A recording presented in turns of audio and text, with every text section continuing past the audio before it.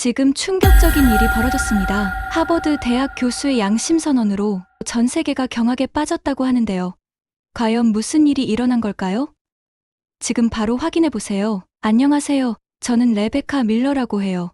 미국 시애틀 출신의 하버드 대학 역사학과 교수이죠.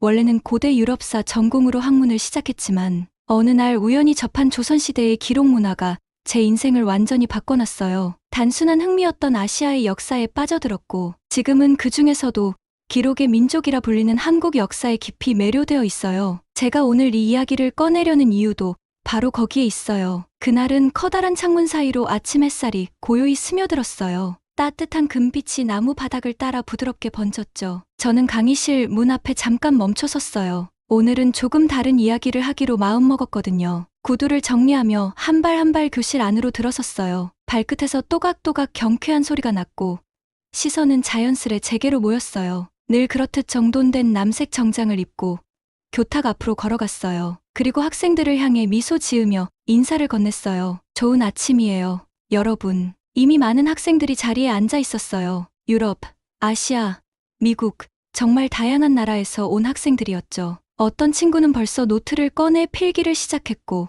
어떤 친구는 긴장한 듯 조용히 숨을 고르고 있었어요. 이 수업은 1년에 한 번뿐인 특별 강의라 그런지 교실 분위기에는 묘한 기대감이 감돌았어요. 저는 교탁에 가방을 내려놓고 학생들을 천천히 둘러봤어요. 다들 어떤 이야기를 듣게 될지 궁금해하는 눈빛이었죠. 그래서 저는 살짝 웃으며 말문을 열었어요. 여러분께 질문 하나 드릴게요. 순간 학생들이 앞쪽으로 몸을 살짝 기울였어요. 역시 질문은 늘 사람을 집중하게 만들죠. 역사상 가장 정직하고도 꼼꼼하게 기록을 남긴 나라는 어디라고 생각하세요? 질문이 끝나자마자 손이 번쩍 올라갔어요. 제일 앞줄에 앉은 금발의 여학생이 자신 있게 외쳤어요. 영국이요. 고개를 끄덕였어요. 좋은 대답이에요. 곧바로 또 다른 학생이 말했어요. 이탈리아에서 온 듯한 억양의 남학생이었죠. 로마요.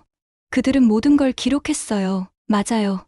제가 고개를 끄덕이며 말했어요. 로마도 역사적으로 중요한 기록을 많이 남겼죠. 그러자 중국에서 온 듯한 여학생이 손을 들고 조용히 말했어요. 중국이요. 오래된 역사 기록이 많잖아요. 학생들 사이에서 작은 웅성임이 퍼졌어요. 저마다 속삭이며 서로의 추측을 나누는 모습이 참 귀엽더라고요. 누군가 뒤쪽에서 이집트 하고 말하는 소리도 들렸어요. 그 순간 저는 손바닥을 살짝 들어 조용히 신호를 보냈어요. 금세 다시 조용해졌죠. 그리고 살짝 웃으며 말했어요. 다들 좋은 답이에요. 하지만 제가 생각하는 나라는 한국이에요. 순간 교실 안이 완전히 고요해졌어요. 웃음소리가 작게 터졌고 누군가는 속삭였어요. 한국이요? 설마요. 앞쪽에 앉은 독일 학생 베르테는 눈썹을 살짝 치켜 올렸어요. 말을 하진 않았지만 표정에서 의문이 가득했어요. 정말 한국이라고요? 하지만 저는 당황하지 않았어요. 오히려 그 반응을 기다렸던 것처럼 미소 지었죠. 네,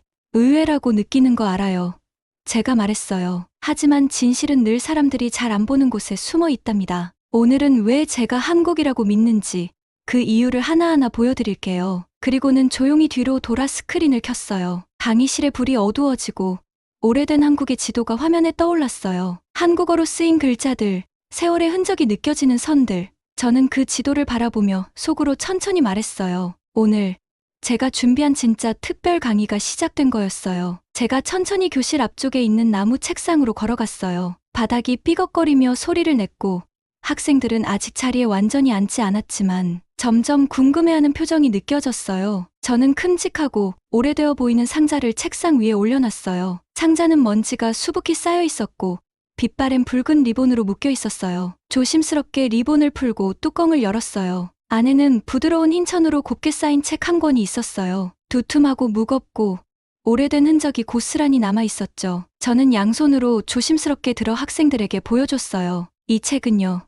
제가 교실을 둘러보며 말했어요. 조선 왕조실록 복사본입니다. 한국의 왕들과 역사적 사건들을 기록한 책이에요. 놀라운 건 무려 500년 동안 하루도 빠짐없이 쓰였다는 거예요. 교실 안이 조용해졌어요. 500년이요? 독일에서 온 교환학생 베르텐이 눈을 동그랗게 뜨고 물었어요. 네.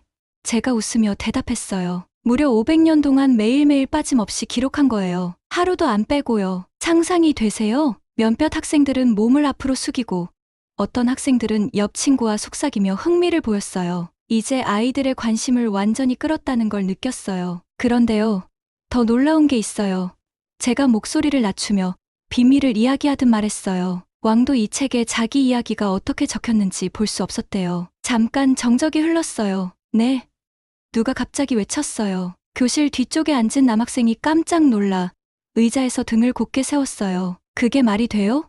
왕인데요? 저는 고개를 끄덕였어요. 저도 처음엔 믿기 어려웠어요. 그런데 진짜예요. 학생들은 서로 쳐다보며 당황한 표정을 지었어요. 한국에는요, 사관이라는 특별한 역사가들이 있었어요. 이분들이 왕이 어디를 가든 따라다니면서 왕이 한 말과 행동을 모두 기록했어요. 피곤할 때도, 화가 났을 때도, 심지어 눈물 흘릴 때도요. 프랑스에서 온 여학생이 손을 들었어요. 목소리는 조용했지만 질문은 날카로웠어요. 그런데 왕이 싫어하면 못 쓰게 하지 않아요? 제가 부드럽게 웃으며 말했어요. 그럴 것 같죠? 저도 그렇게 생각했거든요. 그런데 사관들은 정말 강했어요. 진실을 기록하는 게 자기 임무라고 믿었어요. 아주 유명한 일화도 있어요. 어떤 왕이 회의 중에 화가 나서 쓰지 마라 하고 소리쳤대요. 그런데 그 사관은 멈추지 않았어요. 왕의 눈을 똑바로 보면서 이것이 제 임무입니다. 멈출 수 없습니다라고 말했대요. 학생들이 일제히 숨을 들이켰어요. 몇 명은 와하고 감탄했어요. 아이들이 점점 존경심을 가지는 게 보였어요. 단지 역사책 때문이 아니라 그 안에 담긴 사람들의 용기 때문이었어요. 진실을 지키기 위해 위험을 감수한 사람들이었죠. 베르텐이 몸을 앞으로 숙이며 제 손에 들린 책을 바라봤어요. 진짜 다 썼다는 거예요? 왕한테 안 좋은 것도요? 제가 고개를 끄덕였어요. 네, 정말 다요. 왜냐하면 그분들은 역사는 아름답기만 해선 안 된다고 믿었거든요. 진실이어야 한다고 생각했어요. 듣기 좋게만 꾸미는 게 아니라 있는 그대로요. 저는 조심스럽게 책을 들고 교실 사이를 걸었어요. 학생들 책상 사이로 걸으며 이 오래된 책의 표지를 가까이 보여줬어요. 그분들 덕분에요. 지금 우리는 조선시대에 무슨 일이 있었는지, 사람들이 어떻게 살았는지, 무엇을 믿었고 어떻게 바뀌었는지를 알 수 있어요. 한 여학생이 조용히 진짜 대단하다라고 속삭였어요. 저는 교실 한가운데에 멈춰 섰어요. 이런 진실은요, 그냥 나오는 게 아니에요. 지키기 위해 용기가 필요한 거예요. 그래서 이 책이 특별한 거예요. 단지 그 안에 담긴 역사 때문이 아니라 그 역사를 끝까지 기록한 사람들 때문이에요. 교실 안이 다시 조용해졌어요. 그런데 이번엔 이해하지 못해서가 아니라 진심 어린 존경이 느껴지는 침묵이었어요. 아이들이 이제 한국을 단지 지도의 한 나라로 보는 게 아니라 진짜 사람들과 진짜 이야기, 그리고 진짜 용기로 가득한 곳으로 느끼기 시작한 것 같았어요. 그리고 마음속 깊은 곳에서 저는 확신할 수 있었어요. 무언가가 분명히 바뀌었어요. 저는 교탁 앞으로 천천히 걸어가 리모컨을 집었어요. 손이 조금 떨렸지만 깊게 숨을 들이쉬고 첫 슬라이드를 눌렀어요. 화면 가득 푸르고 웅장한 산의 사진이 떴어요. 이 산은 한국에 있어요. 제가 말했어요. 1500년대 일본과의 전쟁이 있었을 때 한국은 정말 큰 위험에 빠졌어요. 잠깐 말을 멈췄어요. 학생들이 화면을 바라보며 조용해졌어요. 도시들은 불에 타고 있었고 제가 계속 말했어요. 마을들은 제가 됐어요. 사람들은 모든 걸 버리고 도망쳐야 했어요. 말 그대로 혼란 그 자체였어요. 다시 클릭했어요. 이번에는 옛날 그림이 나왔어요. 넓은 갓을 쓴 남자들이 긴 도포를 입고 산길을 오르는 모습이었어요. 그들의 등에는 무거운 짐이 있었어요. 이 사람들이 들고 간 건 옷도 아니고 금도 아니에요. 제가 설명했어요. 이분들은 책을 들고 있었어요. 아주 무거운 책이요. 역사서, 행정기록, 고대 문서들이었어요. 뒤쪽에서 누군가 우아하고 속삭였어요. 이분들은 조선시대의 학자들이었어요. 제가 말했어요. 불길이 뒤에서 타오르고 군사들이 가까워지는 상황에서도 이분들은 돈이나 음식이 아니라 지식을 지켰어요. 학생들 쪽을 바라봤어요. 아까까지 졸리던 얼굴들도 이제는 집중하고 있었어요. 그때 베르텐이 손을 들었어요. 죄송하지만 그가 물었어요. 근데 왜 책이죠? 진짜로 목숨이 위험한데 차라리 먹을 거나 팔 수 있는 걸 챙기는 게 낫지 않나요? 다른 학생들도 고개를 끄덕였어요. 그럴 수 있는 질문이었어요. 제가 살짝 웃으며 대답했어요. 왜냐하면요. 제가 부드럽게 말했어요.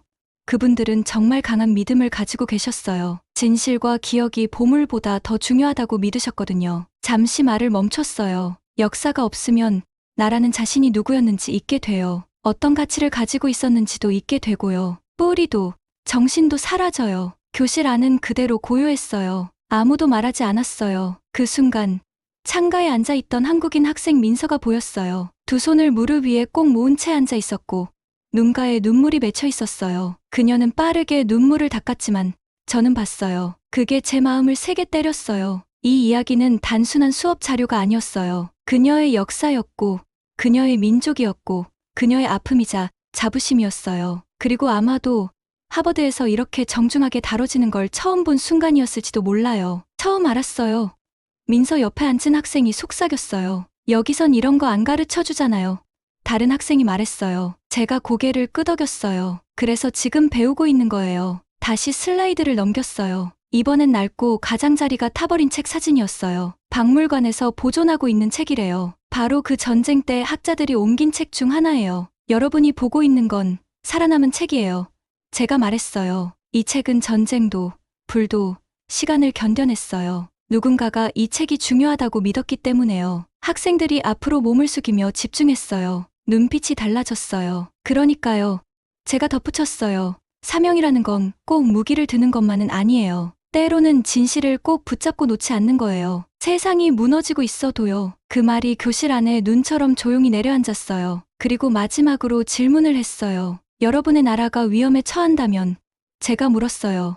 여러분은 무엇을 지키시겠어요? 아무도 바로 대답하지 않았어요. 하지만 느낄 수 있었어요. 생각하고 있다는 걸요. 그리고 수업을 시작한 이후 처음으로 확실히 느꼈어요. 이 아이들 정말로 듣고 있었어요. 자, 오늘을 한번 볼까요? 제가 말하며 다음 슬라이드로 넘겼어요. 화면에 사진 하나가 크게 떴어요. 한국의 한 교실이었어요. 학생들이 책상에 바르게 앉아 있었고 노트가 펼쳐져 있었죠. 그 노트 안은 정말 가득 차 있었어요. 형형색색의 글씨, 정리된 밑줄, 여백에는 작은 낙서까지 있었어요. 이거 보이시죠? 제가 화면을 가리키며 물었어요. 이 학생들은 모든 걸 적어요. 누가 시켜서가 아니라 이게 그들의 문화예요. 오랜 시간 이어져 온 습관이에요. 교실이 조용해졌어요. 몇몇 학생들은 몸을 앞으로 기울였고 또 어떤 학생들은 고개를 끄덕이며 생각에 잠겼어요. 그때 2열에 앉아있던 한 학생이 조심스럽게 말했어요. 그래서 제 한국인 룸메이트가 맨날 뭐든 다 적는 거였네요. 다른 학생도 고개를 끄덕였어요. 저는 좀 너무 과하다고 생각했어요. 누가 그렇게까지 적나 싶었거든요. 잠시 멈추더니 말했어요. 근데 지금은 이해돼요. 저도 모르게 미소가 났어요. 제가 바랐던 순간이었거든요. 저는 교실 뒤쪽으로 걸어갔어요. 그곳엔 3명의 한국인 교환학생들이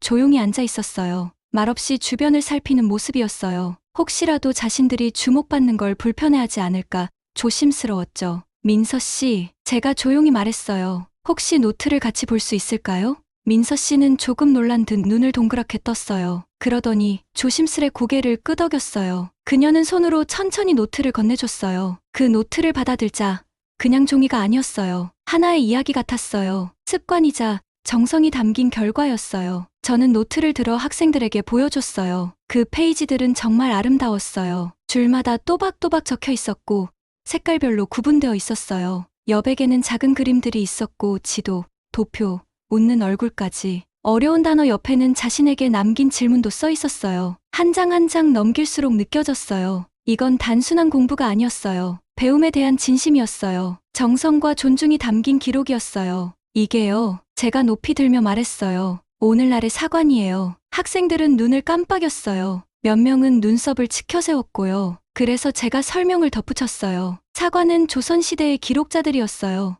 회의, 법, 심지어 왕이 먹은 음식까지 다 적었죠. 그들의 임무는 진실을 지키는 것이었어요. 미래 사람들이 진짜 있었던 일을 알 수 있도록요. 잠시 말을 멈췄어요. 그리고 지금 한국 학생들이 그 전통을 이어가고 있어요. 두루마리나 붓대신에 노트와 펜으로요. 기억하려는 습관을 지키고 있는 거예요. 부드러운 박수 소리가 들렸어요. 크게 치는 박수는 아니었어요. 조심스럽고 조용한 박수였어요. 약간 망설이듯이요. 민서 씨는 얼굴이 빨개졌지만 웃고 있었어요. 그 옆에 있던 다른 한국 학생, 지원 씨가 그녀에게 한국말로 무언가 속삭였어요. 두 사람은 살짝 웃었어요. 그때 마크라는 학생이 손을 들었어요. 그럼 그 학생들이 역사가 같은 건가요? 그가 물었어요. 맞아요. 제가 대답했어요. 정확하게 말하면 일상 속의 역사가예요. 그들은 배움을 진지하게 받아들여요. 누가 시켜서가 아니라 스스로 가치 있다고 여기니까요. 마크는 천천히 고개를 끄덕였어요. 머릿속에서 새로운 생각을 굴리는 것 같았어요. 제가 교실을 둘러봤어요. 가슴이 벅차올랐어요. 어떤 학생들은 여전히 민서 씨의 노트를 뚫어지게 보고 있었고, 또 어떤 학생들은 이제 막 노트를 펼쳐 다시 적기 시작했어요. 아마 오늘 처음으로 배움이라는 걸 다르게 느꼈을지도 몰라요. 다음 슬라이드로 넘겼어요. 이번에는 오래된 한국의 책 사진이 나왔어요. 종이는 누렇게 빛바랬지만 글씨는 또렷했어요. 과거와 현재, 제가 말했어요. 도구는 달라도 정신은 같아요. 그제서야 깨달았어요. 교실이 정말 조용했어요. 어색한 침묵이 아니라 집중하는 침묵이었어요. 경청의 침묵이었어요. 그 순간 마치 다리 하나가 생긴 느낌이었어요. 바다를 넘어, 시간을 넘어, 문화를 넘어 우리 모두가 그 다리 위에 함께 서 있는 듯했어요. 저는 노트를 조심히 덮어 민서 씨에게 돌려줬어요. 그녀는 살짝 고개를 숙이며 노트를 받았어요. 그날 수업은 아마 오래도록 기억에 남을 거예요. 강의가 끝난 뒤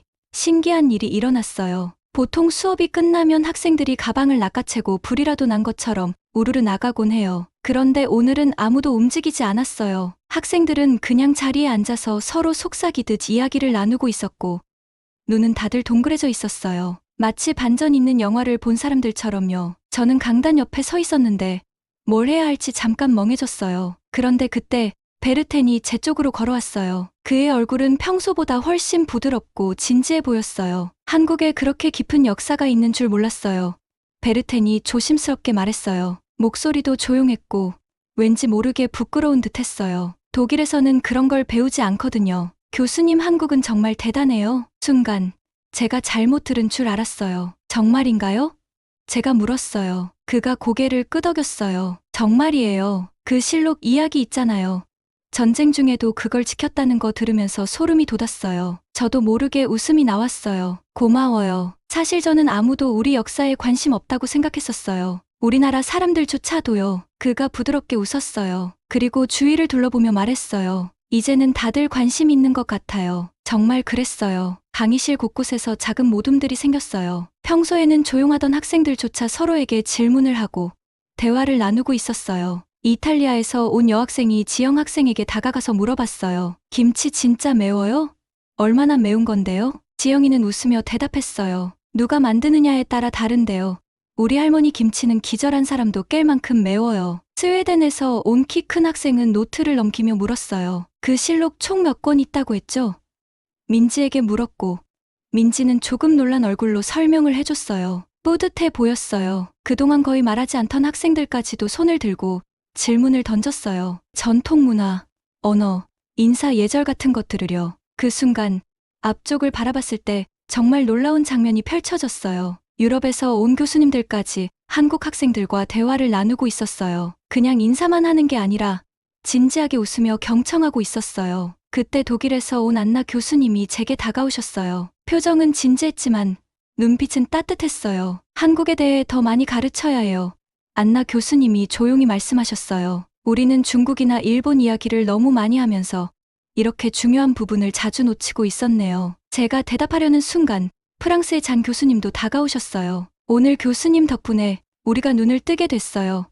잔 교수님이 말씀하셨어요. 정말 감사합니다. 무슨 말을 해야 할지 몰라 입을 열었지만 말이 안 나왔어요. 그저 고개만 끄덕였어요. 그 순간 제 마음 깊숙한 곳에서 자랑스러움과 함께 뭔가 더 따뜻한 감정이 올라왔어요. 희망이요. 이제는 사람들이 한국을 단지 작은 나라로 보지 않고 자기만의 목소리, 색깔, 빛을 가진 나라로 보게 될 수도 있겠다는 그런 희망이요. 강의실을 다시 둘러봤어요. 아직도 대화는 멈추지 않았고 학생들의 눈은 여전히 빛나고 있었어요. 그리고 이 프로그램이 시작된 이후 처음으로 느꼈어요. 우리가, 그리고 한국이 드디어 보이고 있다는 거요. 음식이나 케이팝 때문이 아니라 그냥 우리 있는 그대로의 모습 때문이었어요. 저는 민서 학생을 바라봤어요. 민서도 제 눈을 마주치더니 살짝 고개를 끄덕이며 미소를 지었어요. 해냈어요라고 말해주는 듯한 따뜻한 미소였어요. 그 순간 저는 확신했어요. 이건 끝이 아니라는 거요. 이건 이제 막 시작된 이야기예요. 며칠 후였어요. 저는 혼자 사무실에 앉아 있었어요. 밖은 조용했어요.